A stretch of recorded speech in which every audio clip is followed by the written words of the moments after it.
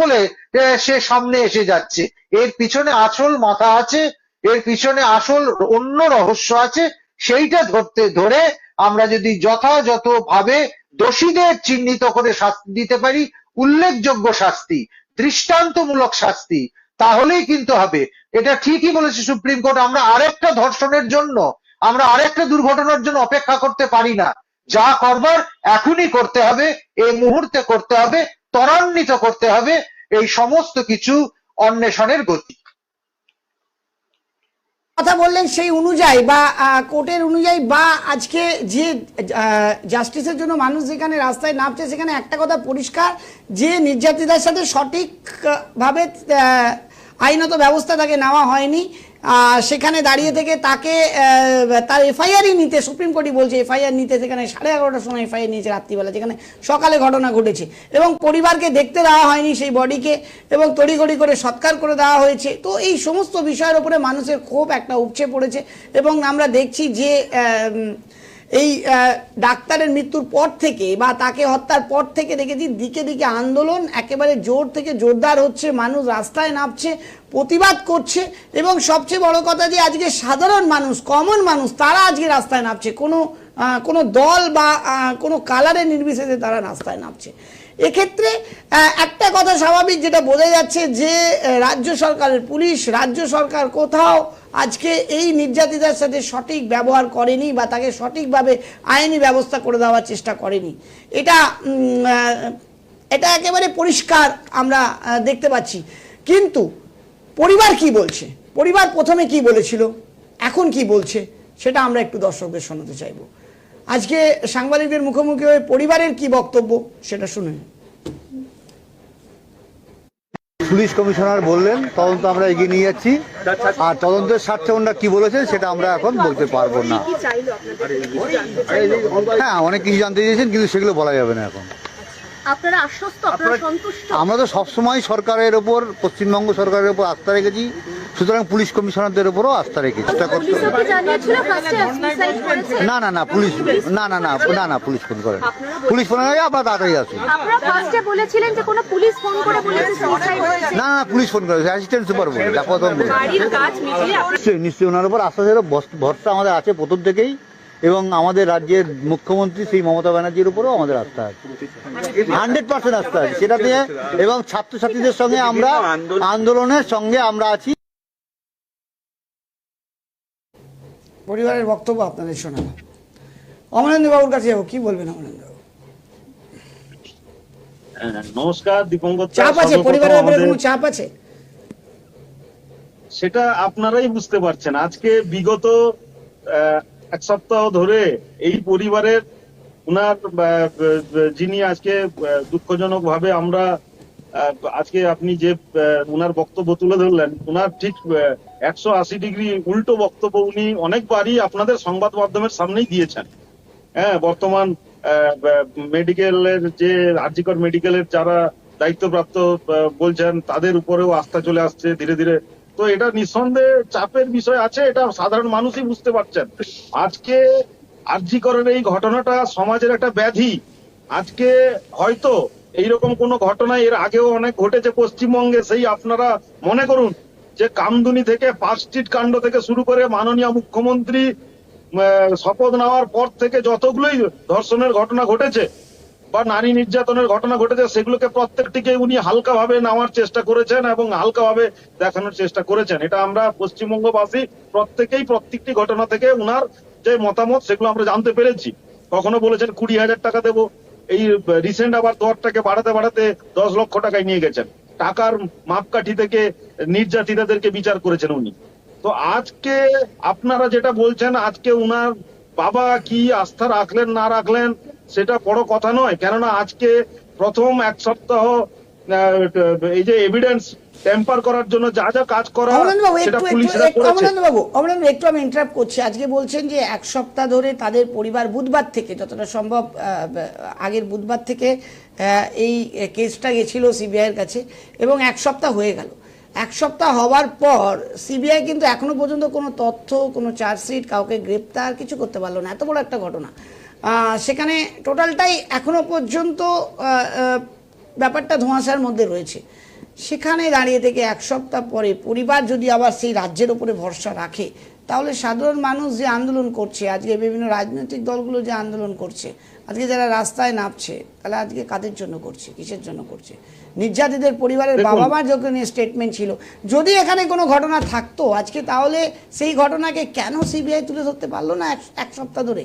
কেন সিবিআই চুপ? আজকে তো রাজ্য সরকার তো বলছে, আজকে তো দেখুন আজকে তৃণমূল চাপ বাড়াচ্ছে সিবিআইয়ের উপরে, যে এতদিন হয়ে গেল কেন কাউকে ধরতে পারলো না। মানে তারা কত ওভার কনফিডেন্স খেলছে দেখুন, যে একদিকে দাঁড়িয়ে থেকে তারা যে স্টেটমেন্ট দিয়েছে, সেই স্টেটমেন্টে তারা দাঁড়িয়ে রয়েছে, পরিবার এখন তাদের সাথে চলে গেছে, এবং সেই জায়গায় দাঁড়িয়ে থেকে এখনো পর্যন্ত সিবিআই কোনো তথ্য তুলে দিতে পারলো না। দেখুন, এই ঘটনাটা গোটা ভারতবর্ষের সমগ্র নাগরিক সমাজকে এমন ভাবে আলোড়িত করেছে যে সুপ্রিম কোর্টকে সুমোটো কেস করতে হয়েছে। সুপ্রিম কোর্টে পরিবার অ্যাপিল করেছিলেন, সুপ্রিম কোর্টে পরিবার গিয়ে অ্যাপিল করেছিলেন না যে মেডিকেল টাস্ক ফোর্স গঠন করুন বা আরজি করে সিআরপিএফ বা সেন্ট্রাল বাহিনীকে রিক্রুট করুন। তো যে কোন ঘটনায় দেশের সর্বোচ্চ ন্যায়ালয় যখন নিজে স্বতঃপ্রণোদিত ভাবে কেস করেছে, এটা খালি তার পরিবারের কথায় আর চলবে না, এটা সুপ্রিম কোর্টের সুপারভিশনে ইনভেস্টিগেশন হচ্ছে। এবং আগামীকাল আপনারা প্রত্যেকে জানেন, আগামীকাল সিবিআই কে তাদের কি স্ট্যাটাস বা তারা আজকে গত আপনি যেটা বলছেন 7 দিন বা 5 দিন তারা কি এভিডেন্স কালেক্ট করেছে এবং তারা কি চার্জ ফ্রেম করছে বা তারা কি করেছে বা তারা কি ইন্টারোগেশন করেছে, তার টোটাল রিপোর্ট আগামীকাল আপনারা জানেন সুপ্রিম কোর্টে সিবিআই জমা দেবে।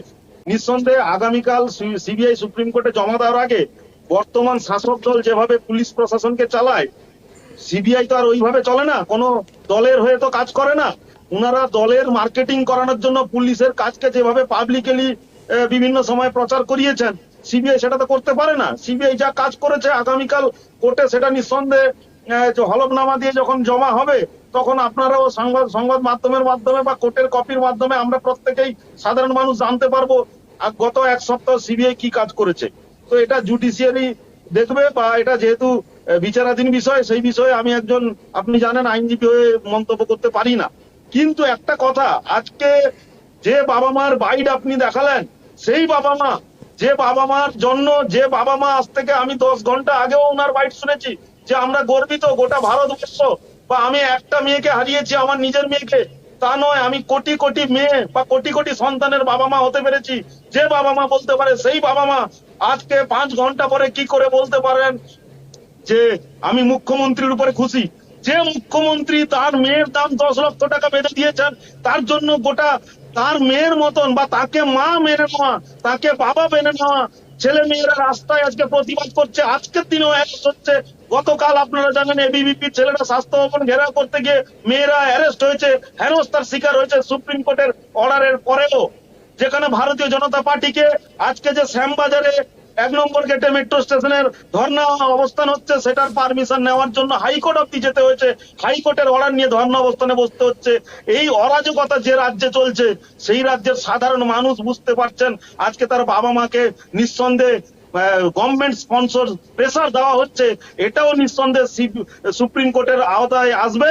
এবং আগামীকাল দেখবেন সুপ্রিম কোর্টে যে মানে পিটিশন আছে বা যারা সুপ্রিম কোর্টে যারা অ্যাডভোকেটরা আজকে আগামীকাল অ্যাপিয়ার হবেন, তারা নিঃসন্দেহে বাবা মার এই যে উপরে প্রেসার আছে কিনা সেটাকে আইডেন্টিফাই করার কথা বলবেন, আমার এটা দৃঢ় বিশ্বাস। কেন এই কেসের সাথে আপনারা অনেকে হয়তো জানেন, অনেকে জানেন না, আমি হাইকোর্টে যুক্ত ছিলাম অ্যাডভোকেট হিসাবে। সুপ্রিম কোর্টে আমরা তো যাচ্ছি না, সুপ্রিম কোর্টে যারা গেছেন বা যারা আমাদের সিনিয়র আইনজীবীরা যাবেন, নিঃসন্দেহে আজকে পরিবারের এই ভুল বদলকে তারাও অবজার্ভ করবেন এবং সেটা কোর্টের সামনে তুলে ধরবেন। এর পেছনে কি কারণ আছে, এই ভুল বদলটা কেমন হয়েছে? না, মাননীয় মুখ্যমন্ত্রী প্রিন্সিপালকে, রাজ্যকরের প্রিন্সিপালকে যেভাবে উনি রিজাইন দেওয়ার পরে 1 ঘন্টার মধ্যে ক্যালকাটা মেডিকেল কলেজের প্রিন্সিপাল করে দিয়েছিলেন, তারপরে আজকে গত 2 দিন আগে মাননীয় সেই মুখ্যমন্ত্রী আবার তাকেই বলছেন যে সে আর্থিক দুর্নীতি করেছে, তার বিরুদ্ধে এসআইটি গঠন করে দাও। তাহলে এই সরকারের কোনো মুখ আছে নাকি? এই সরকারের কি আছে? এই পুলিশ প্রশাসনের কি আছে যে সরকার বা যে মাননীয় স্বাস্থ্যমন্ত্রী, মাননীয় পুলিশ মন্ত্রী, মাননীয় মুখ্যমন্ত্রী, তাকে মুখ্যমন্ত্রী বলতে আমার লজ্জা লাগে, যিনি নির্যাতিতার দাম বেঁধে দেন, ধর্ষিতার দাম বেঁধে দেন।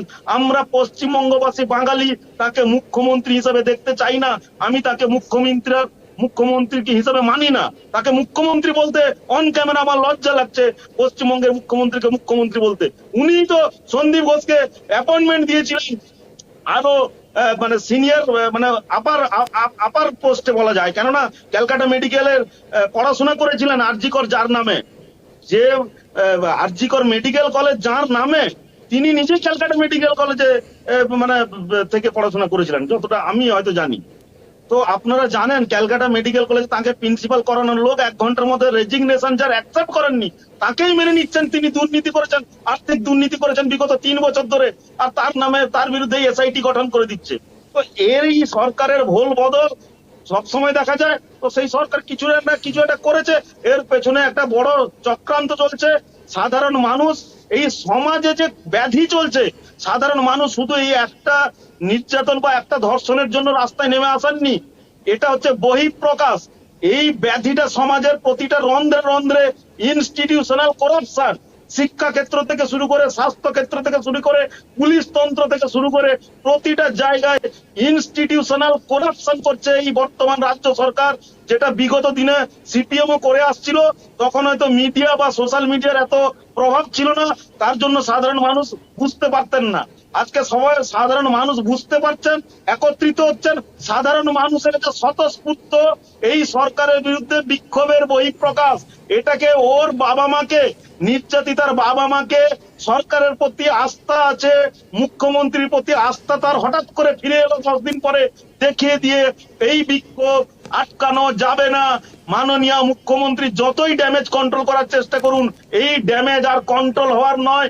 এই ড্যামেজের একটাই কন্ট্রোল, সেটা হচ্ছে 1 দফা 1 দাবি, মুখ্যমন্ত্রীর পদত্যাগ একমাত্র এই ড্যামেজের কন্ট্রোল। দিবঙ্কর দা, যেদিন মুখ্যমন্ত্রী পদত্যাগ করবেন সেদিন এই ড্যামেজ কন্ট্রোল হবে। কিন্তু সব আমি আপনার কথা এগ্রি করলাম এবং আপনার কথা শুনে আমাদেরও গায়ে রক্ত গরম হয়ে যাচ্ছে, কিন্তু পরিবার বাস্তব কথা বলছি। কিন্তু আজকে আমি নিজে গত 10 দিন ঘুমোতে পারিনি, আমিও 10 বার রাস্তায় নেমেছি, আমি নিজে নেমেছি। কিন্তু স্বতঃস্ফূর্ত ভাবে গেছি, আমি ওই মহিলার মেয়েকেও চিনতাম না। কিন্তু পরিবার তো সেই কথা বলছে না, তাহলে কোথায় যাবে আন্দোলন? পরিবার ড্যামেজ কন্ট্রোল করতে নামছেন না, এটা আমাদের মহারাজের কাছে একটু যাব। মহারাজ পরিবারের নেমেছেন এই সরকারের সমাজের যে ব্যাধি তৈরি করেছে বিগত 12 বছরে, তার বিরুদ্ধে নেমেছেন। এই একটি ধর্ষণের জন্য নামেননি, সমাজে যে ব্যাধি তৈরি করেছেন মাননীয় মুখ্যমন্ত্রী বিগত 12 বছর ধরে, তার বিরুদ্ধে নেমেছেন। আমি এই নিয়ে অনেকগুলো ডিবেট করেছি, অনেকগুলো অনুষ্ঠান করেছি, আগামী দিনও করব, কিন্তু পরিবার কি বলছে আজকে আমার জানা দরকার, ক্লিয়ার হওয়া দরকার। মহারাজ যেটা বলছে, কি হাত তুলেছে, মহারাজের কাছে যাবো, তারপর স্বরূপ বাবুর কাছে গিয়ে আমি যাদের বাবুর কাছে আসবো। হ্যাঁ বলুন মহারাজ।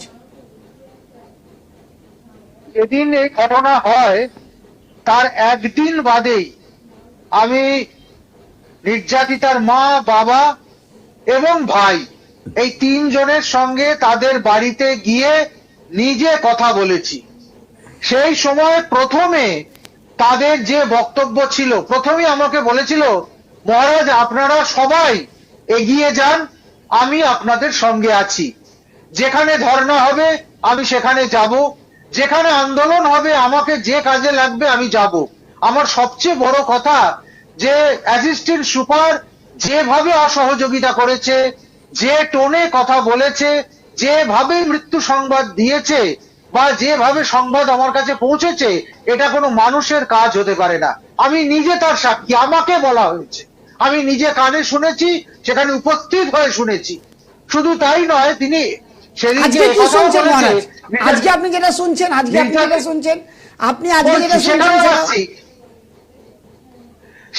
এটা একেবারে 180 ডিগ্রি উল্টো কথা হচ্ছে। সেদিন মুখ্যমন্ত্রীর প্রতিও তার কোনো আস্থা ছিল না, পুলিশের প্রতি আস্থা ছিল না। নিজে বলেছে যে পুলিশ তড়িঘড়ি করে আমার মেয়ের লাশটাকে পুড়িয়ে দিল, আমরা কিছু বোঝবার আগেই সব শেষ হয়ে গেল। আর আজকে বলছে পুলিশের প্রতিও। এখন মোদ্দা কথা হলো যে যার মেয়ে হারিয়েছে তার যা ক্ষতি হবার তো সেটা হয়েই গেছে, কিন্তু সেটা কেবল তার ক্ষতি নয়, সমাজের ক্ষতি, একটা দেশের ক্ষতি, আরো আগামী প্রজন্মের ক্ষতি। আমরা